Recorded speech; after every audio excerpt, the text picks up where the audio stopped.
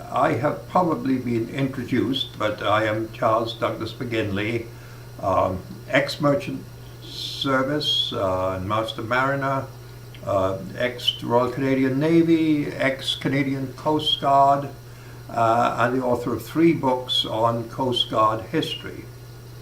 I have my last with some help for a couple of them.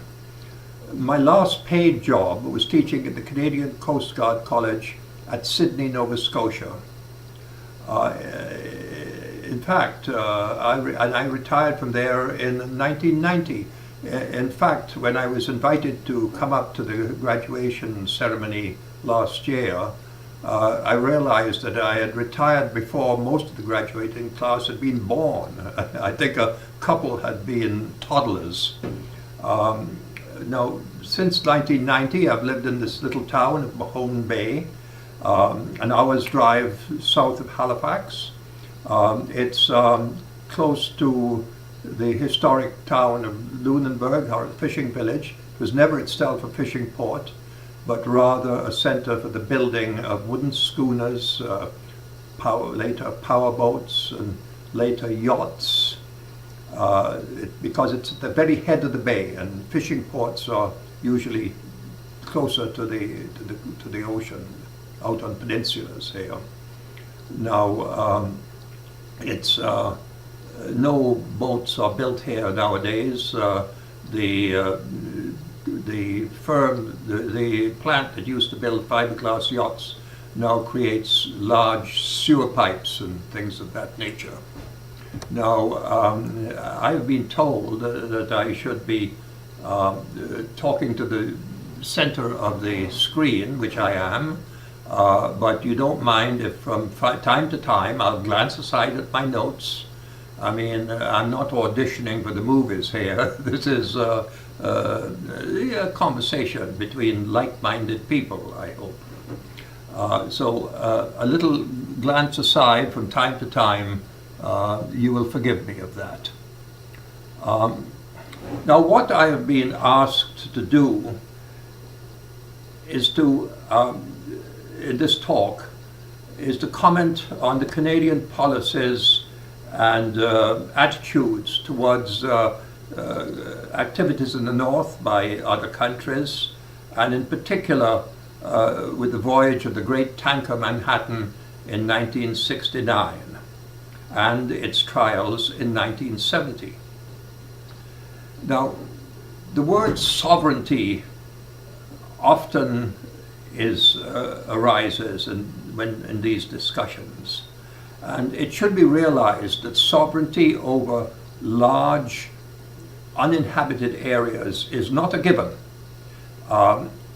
It has to be exercised. It has to be exercised by exploration, by development, at the very least, or settlement, very least by frequent visits.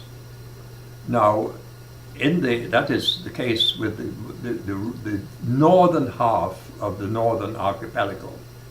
Now, when the area is inhabited, that's different. The concept is somewhat different. The European nations, Spain, Portugal, France, Britain, and Russia, all claim sovereignty over bits of the North American continents, both north and south. And they claimed it because they say they had discovered it. That is, of course, the fact that it was already inhabited, often in many cases by quite advanced civilizations. They didn't consider that of any importance at all. They had discovered it, and therefore they ruled it. Now, over the course of time, they fought with each other. Bits of it changed hands, often more than once. And later on, when the colonies rebelled against their home countries and formed new countries of their own, they also fought against each other, and more bits changed hands. For instance, the South American nation of Bolivia which is landlocked now, once had an outlet to the Pacific, but that bit was grabbed by Chile in 1880 after the Great War of the South of the Pacific, it was called.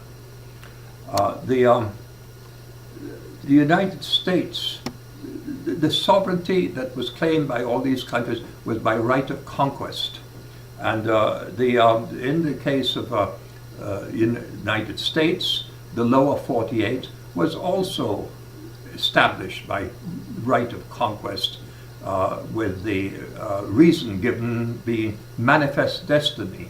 You people, on the other hand, were purchased from Russia.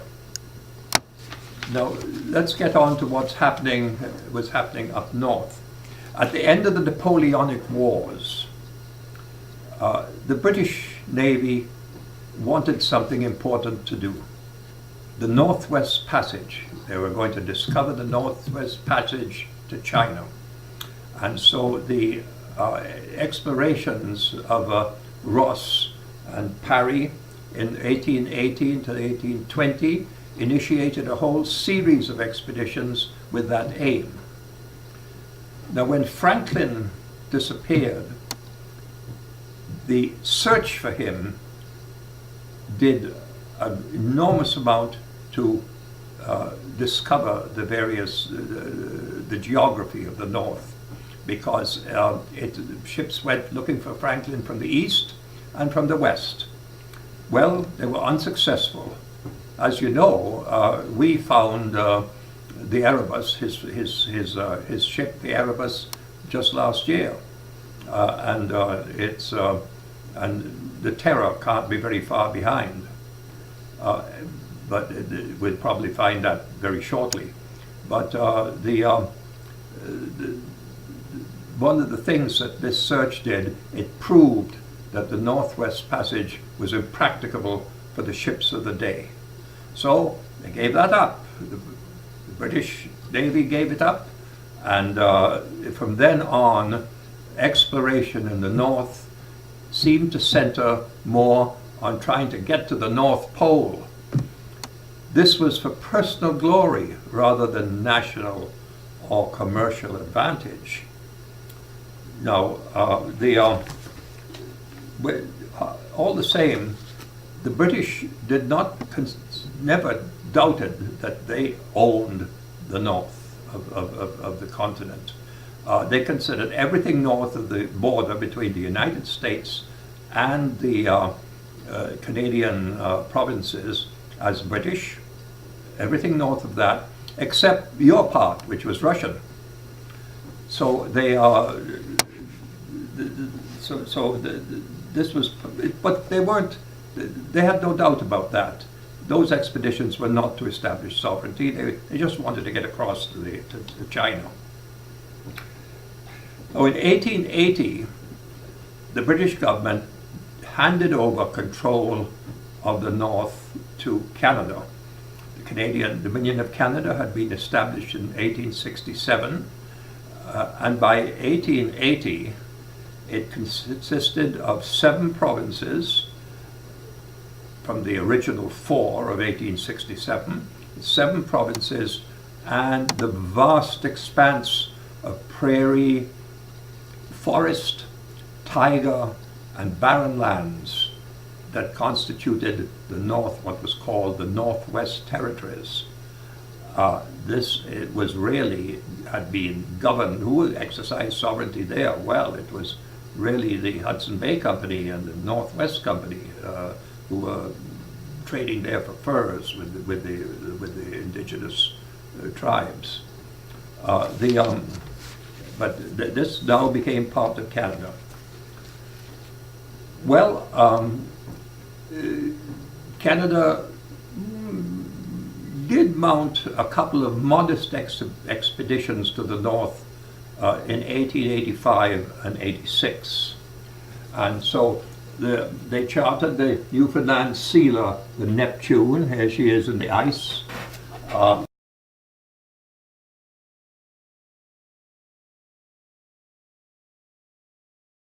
And also, and the following year, the Alert. The Alert.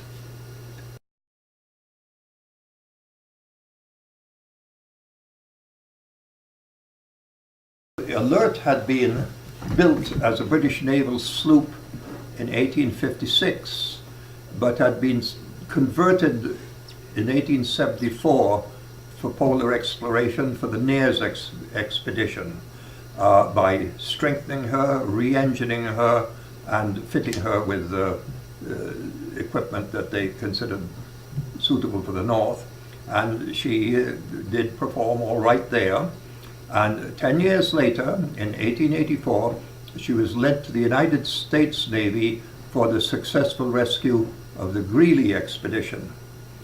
And being on this side, anyway, they lent her to Canada.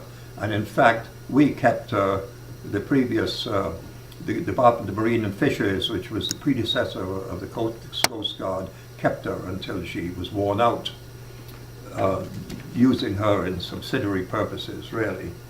But anyway, they went up north, and then, but the interest was chiefly on the Hudson's Bay route, because even at that time, they foresaw that a railway would be built to a port on the Hudson's Bay, which ended up to be Churchill in the end, but it wasn't completed till 1929.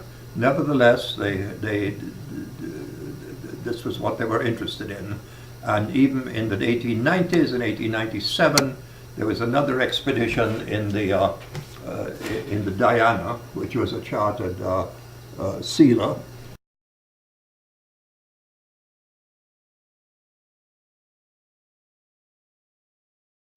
Well, this changed a bit in the early days of the 20th century, when the Diana, the Neptune was chartered again and did an expedition with the declared intention of the symbolic proclamation of sovereignty, as well as all the other missions that such an expedition would undertake. And this was in 1903, 1903-04. At the same time, another vessel, a vessel specially for the purpose, was acquired. This was the Arctic, which had been the German Antarctic expedition ship Gauss. And she was bought by a Captain J.E. Bernier, was sent over to Germany. He surveyed her, he recommended her, and she was purchased, and he became the captain.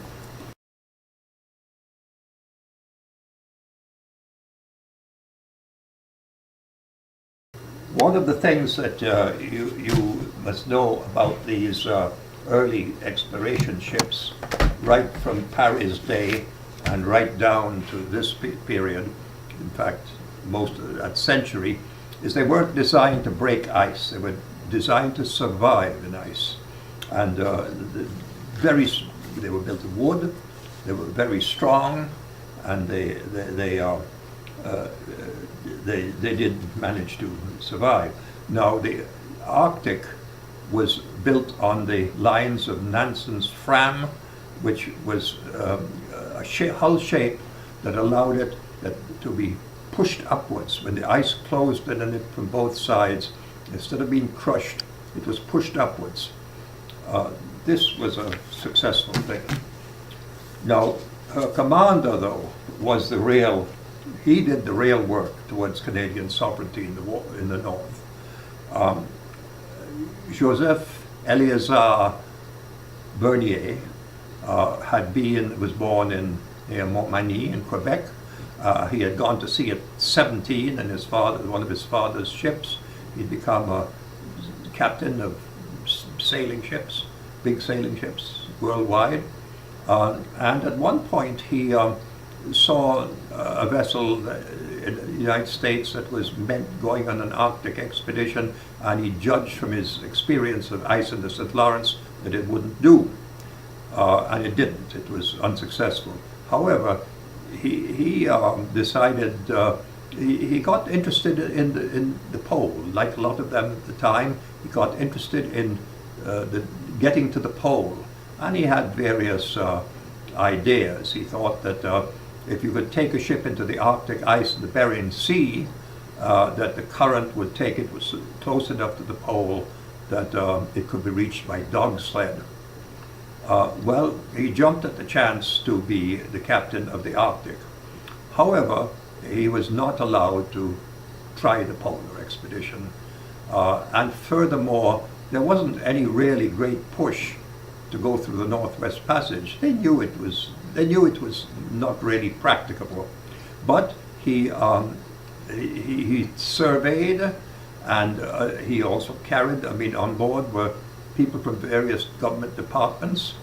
And the system was that he went up 1 year, overwintered in the ice, quite often at a place called Arctic Bay on Baffin Island, where I've been, and came back the next year. Then stayed over that winter down south, and the following year went back up north again. And this did have the intention of establishing sovereignty. When he left, I have to read this.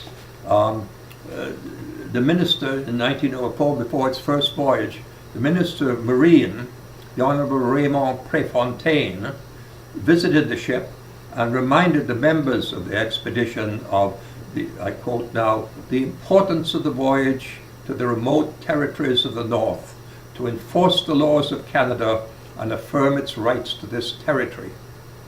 Now, Bernier conducted surveys, annexed islands, erected cairns, and on July the 1st, Dominion Day, 1909, he erected a cairn with a bronze plaque claiming Canadian sovereignty over the entire archipelago. Now, he had been made a fisheries officer, and he issued licenses to Scottish and American whalers for a nominal fee. This was to emphasize that the laws of Canada prevailed. Actually, the whalers had operated in Baffin Bay for generations, and perhaps from the late 1600s, and knew it better than anybody else. But in the way of commercial fishing and whaling at that time, they didn't spread it around, they kept it to themselves. Though Bernier is considered Canada's principal Arctic sailor. I hope to have a picture of him here.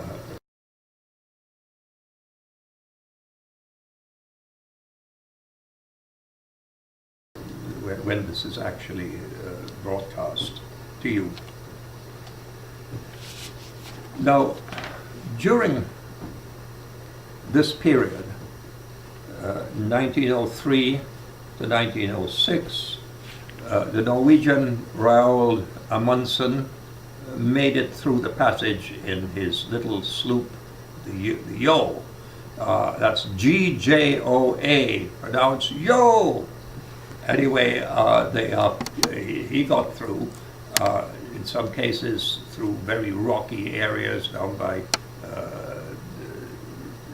in the southerly, when trying to get south, and then before turning west. And also in 1913, the Canadian Wilhelmer, I'm not sure if I pronounced that right, Wilhelmer Stephenson filled in the map by exploring the northern islands to the west of Ellesmere Island. He had gone up in the Carlock.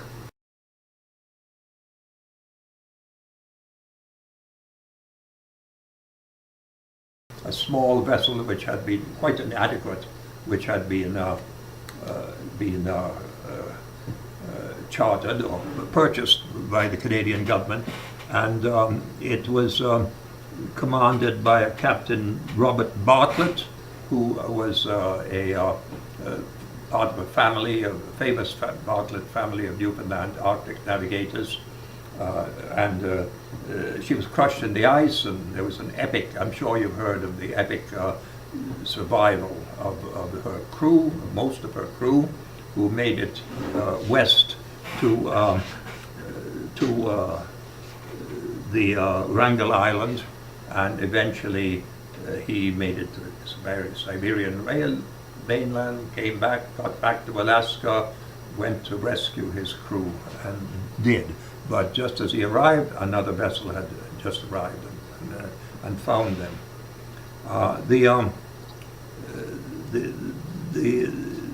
This is a gripping story, but not a successful one, of course. Well, Stephenson had been on the Karluk, but he had got off, went ashore, and he did the rest of his expedition on land or over the ice with dogs and Eskimos. Well, these were, in this meantime, Peary, various people had been trying to get to the pole, and Peary claimed to have got there in 1909. There are some people who doubt that, and I'm sort of among them. He maybe thought he had, but analysis has shown that he probably was a little bit short, not trying to blacken Peary, who was a marvelous explorer. Well, then came the First World War, followed by the 20s and the Depression of the 30s. Canada was still focused on the Hudson Bay route, and with the railway to Churchill completed in 1929, we built a pretty good icebreaker, the N.B. McLean, which spent most of her life on the Hudson Bay route in the St. Lawrence in the spring and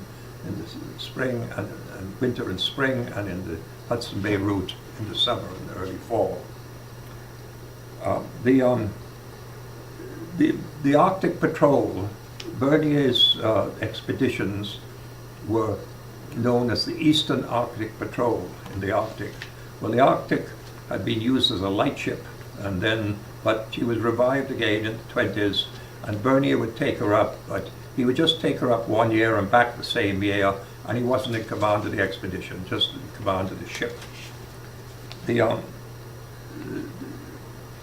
After that, the government chartered space for passengers and cargo, chartered ships or booked space for passengers and cargo on civilian vessels, chiefly and notably the Hudson Bay Company's Nascopi.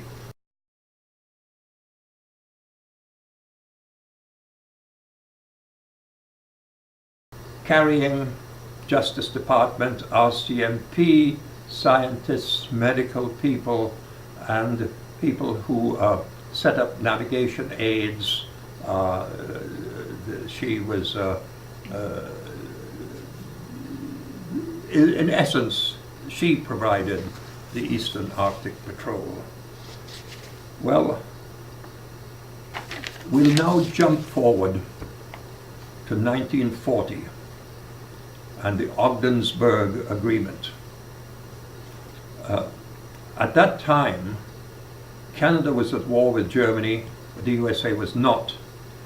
But both perceived a threat to the North American continent from the Germans if Britain was defeated, and also from Japan.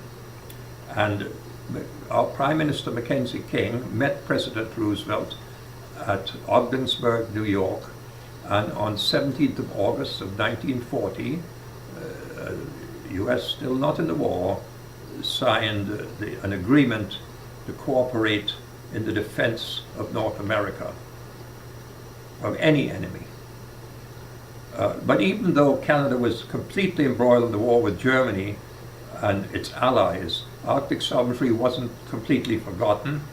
In 1942-43, the RCMP vessel St. Roch, under her commander Staff Sergeant Henry Larson, another notable Arctic navigator. And here again I will show her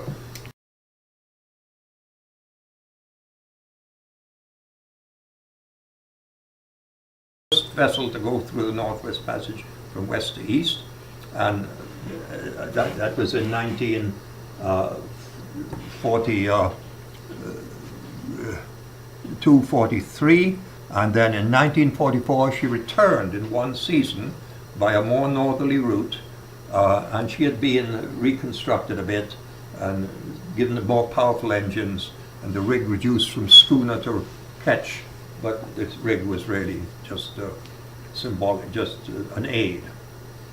Now this came under the heading of maintaining the laws of Canada, but not that anyone was arrested or anything like that. During the war, there was little threat to the Arctic. Though a German U-boat built a weather station on a remote point in Labrador, an automatic weather station, and left it there, which wasn't discovered till after the war, when rumors came there was this equipment there, and the Louis Saint Laurent with some historians aboard and Coast Guard officials stopped off, and yes, they found all this equipment which was there, rotting on the top. Well, after World War II came the Cold War, and the fear was that Soviet bombers would come across the Arctic, across the pole, to attack America, and of course they would have to cross Canada. We were in the way. We were the sandwich between the America and Russia, and we were in the middle, and if we were the meat, the Arctic Ocean was the lettuce, iceberg lettuce. Anyway, so it was decided to build the Dew Line. Now, I mentioned the Ogdensburg Agreement, which was still in force. By the way, under the Alaska Highway was something that was built under the Ogdensburg Agreement. That was during World War II. Now, when this became, it was necessary to build the radar stations, meteorological stations, radio stations in the Arctic, plus the base at Thule in Greenland, and then there were two lines across. There was the Pine Tree Line further south, and there was the Distant Early Warning or Dew Line across the top. When this started, and plus all these other smaller stations, radio and meteorological, well, when this started, such was the disparity of resources that most of the shipping used to do this was American. And Canada contributed some personnel, some cargo ships, and the sites themselves. Now, it was a big undertaking, and it was done not without some problems. I mean, one of the problems was the amount of garbage that was left up there, including things like empty oil drums and so on.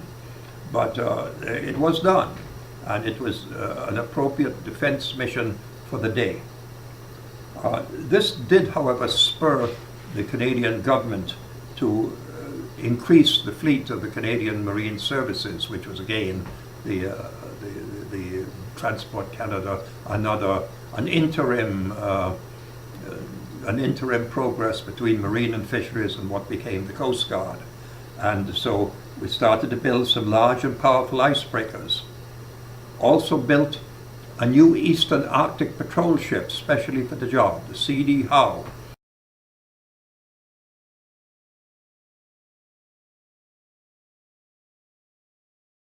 The C.D. Howe was a sort of mini government. It contained officials from several government departments, and it had a hospital, doctors, it had dentists, and it had supplies. It visited the communities all around the Arctic, quite a lot in the eastern Arctic, and its arrival was the event of the year. Often it didn't stay very long, came in and before the day was out it was gone and on to the next one. They brought people aboard, tested them. Tuberculosis was a big problem in those days, and tested them for TB. Some of them were taken south to hospitals and then returned. Some of them would be returning on the voyage. Later on, when air travel and when air strips were built in all these communities and air travel, this hospital facility was not so needed. Patients would be flown out to, and that's what happens today. And I suppose that there are more hospitals there. So, incidentally, this business of the Coast Guard, the Canadian Coast Guard as a name did not become a reality. It was not created until 1962, but in reality it was founded at the time of Confederation, and it was then called the Department of Marine and Fisheries. Later on there was a hydrographic department, which was independent up to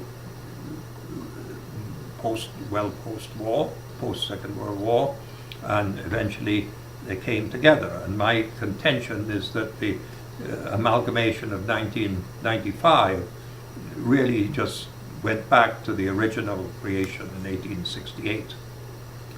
Now, to go on, the Canadian Navy had become interested in the Arctic, and in 1953 built HMCS Labrador, which was an icebreaker practically identical to the US Coast Guard Wind class.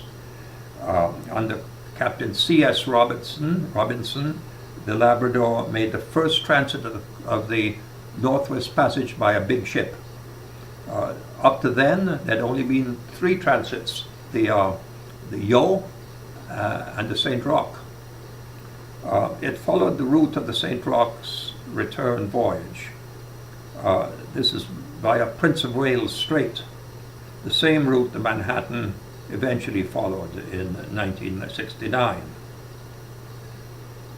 Now, in the following years, the Labrador did pioneering survey work in the north. Then, much to the consternation of the Arctic enthusiasts at naval headquarters, it was decided to transfer her to the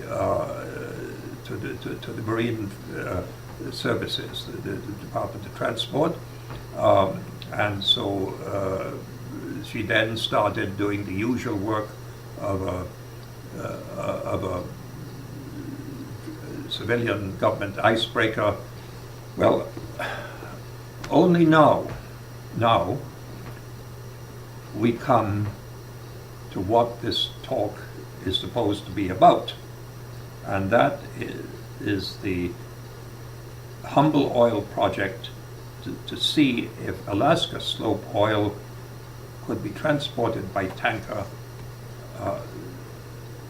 through the Northwest Passage. Well, when this came to the attention of the Canadian government, it evoked intense interest and some concern. Well, if you could get Alaska oil from Alaska out, we could get Canadian Beaufort Sea oil out. At this time they were planning and did a lot of exploration in the Beaufort Sea, and the oil was there all right.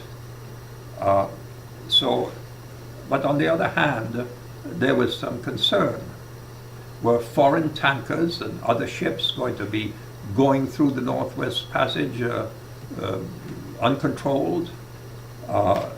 And they also had to consider the United States policy of right of passage, and I'm sure that you know about that and is concerned and realize that that's one of the things I'm going to talk about.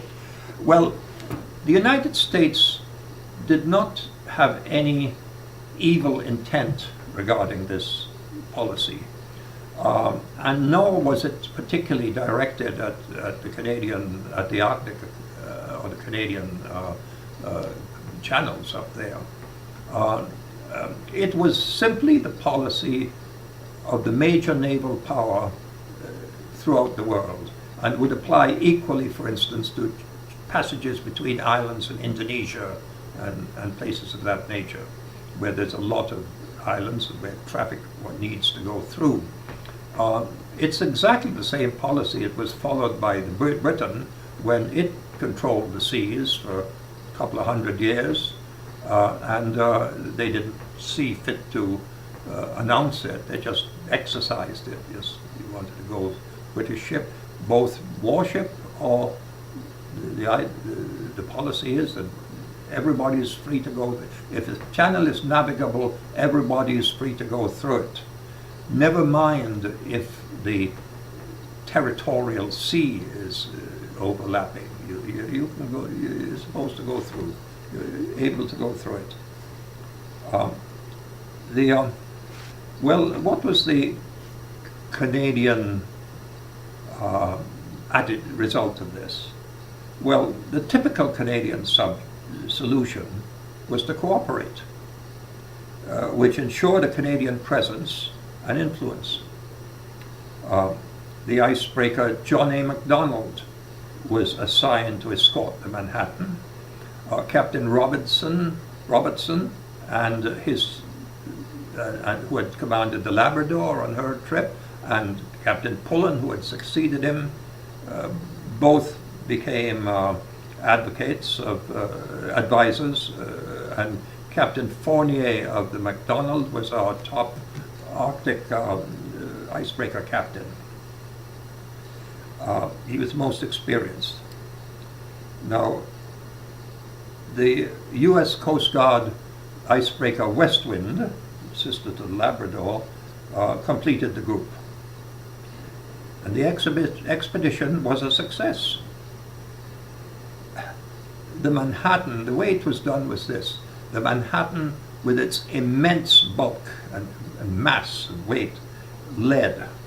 And the two icebreakers followed in its wake. Eventually, when the Manhattan got stuck, the icebreaker was come up the side, each side of it, and break the ice there, and loosen it up, and eventually the Manhattan would back up and charge forward again. This worked. What the icebreaker was doing was relieving the pressure. Now, I won't go into the details of the voyage. I'm sure that you know about that.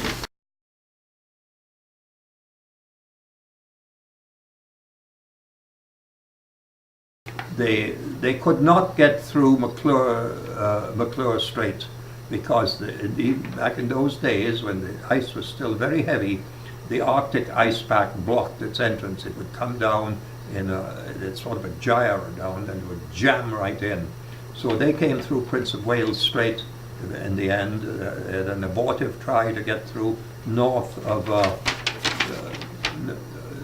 Banks Island, but they couldn't do it. And so they came through Prince of Wales Strait, which had been previously pioneered by the St. Roch and the Labrador.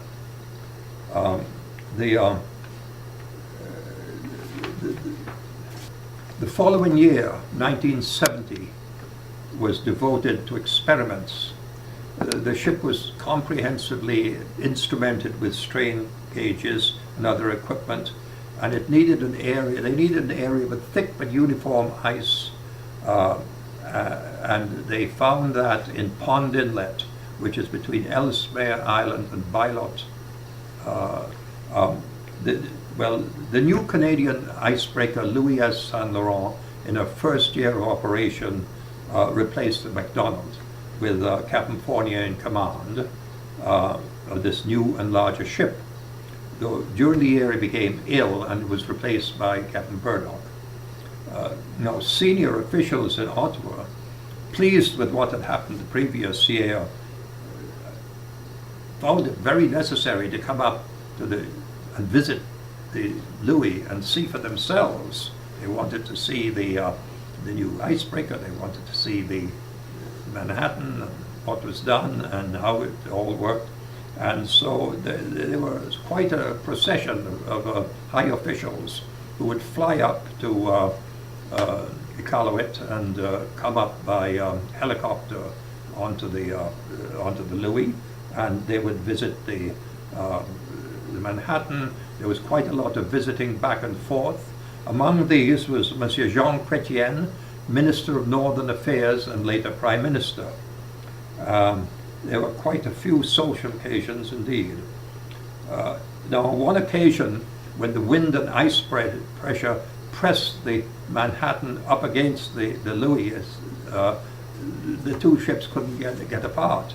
Because in fact, they had to wait without damage. So they had to wait until the wind changed and the pressure changed, and finally they extricated themselves from this unwanted union. Well, in the years that followed, Canada increased its control over the ships that used the North in order to protect the environment. That was the way we did it. We're going to protect the environment. They passed the Arctic Waters Pollution Prevention Act in 1985, and that gave extensive powers to the Department of Transport and the Coast Guard, and was in accord with International Marine Organization regulations. And for instance, they had the right to seize ships that deliberately contravened the Arctic Ocean. Now, as we all know, export of oil by tanker from the north did not become a reality. And a good thing too. Pipelines are better. I mean, you bring oil by pipeline across your vast state of Alaska and export it south by tanker. And the Exxon Valdez accident notwithstanding, pipelines are better to move oil over land, and then from the sea, tankers are better as long as the sea are not really ice, full of ice and dangers.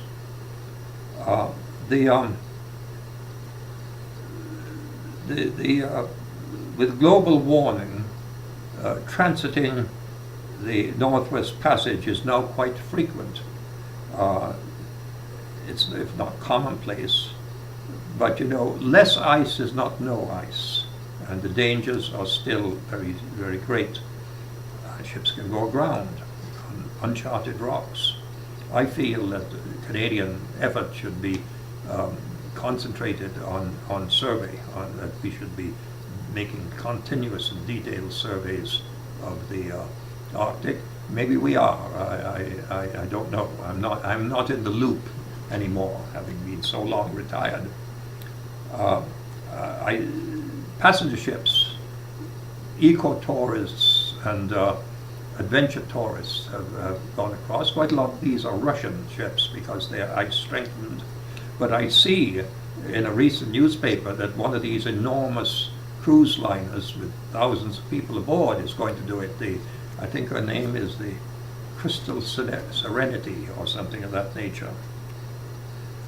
So that is the near future is a continuing warming and a continuing opening of this area. But I reiterate that the oil is best coming south by pipeline. In the case of, we did not build a pipeline. It was very much considered a pipeline from the Beaufort Sea down the Mackenzie River, but we didn't do it. Haven't done it yet anyway. For one thing, there seems to be quite, despite warnings from people some years back, there's really quite a lot of, there's a lot of oil in the world. The price has gone right down. And there isn't an urgency to transported by dangerous means. I think that the Arctic will continue to thaw. I mean, there's no doubt that global warming is a reality. I mean, I'm sorry for the polar bears. I don't know how they're going to make out. And it's a great challenge for the Inuit and the people who live up there. So that really is my talk about the Manhattan. I haven't dwelt much on the Manhattan itself because I know that Dave Norton has knows quite a lot about it and all the details about it, so I've left that to him.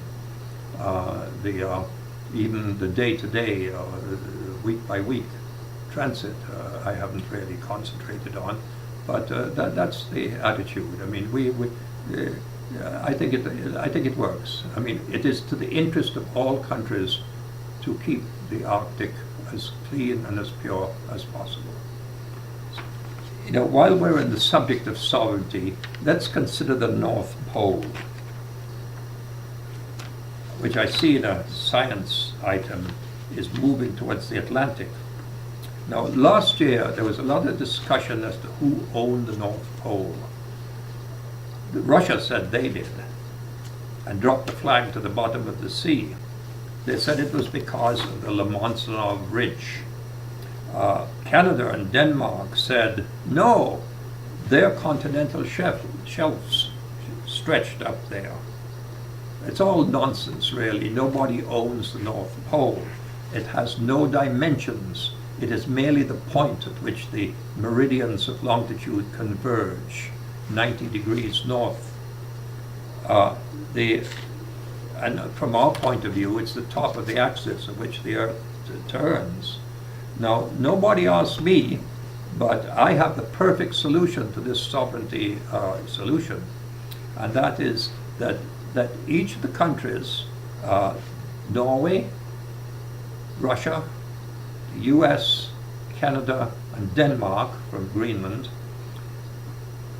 let us project the meridian that covers their west and east extremities to the pole, and they would control that sector. Russia would have the most. Now, there'll be a bit in the middle of the Atlantic, which an extra piece in the middle of the Atlantic, and I say give that to Iceland.